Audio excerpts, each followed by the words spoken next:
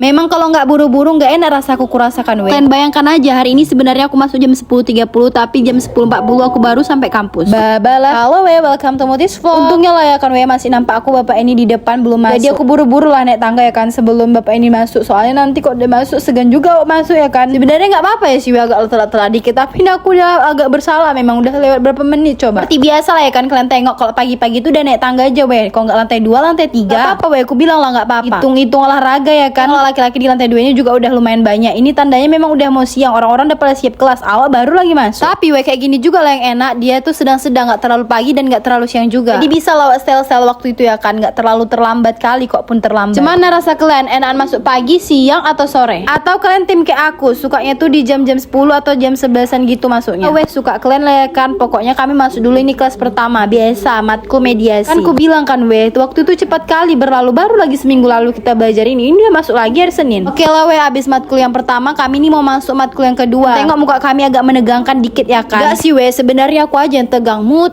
pandai kali kau mengalibikan orang. Cobalah kalian pikir cemana wah gak tegang ya kan. Namanya ujiannya baca Arab gundul gitu. Memang 10 barisnya. Oke lah weh, abis matkul yang kedua itu kami masih ada matkul weh. Jadi hari ini ada 3 matkul. Naiklah dulu ke lantai 2 ya kan weh. Dan ini lucunya kami pertama tadi kan di lantai 2 tapi disuruh turun. Abis itu disuruh naik lagi.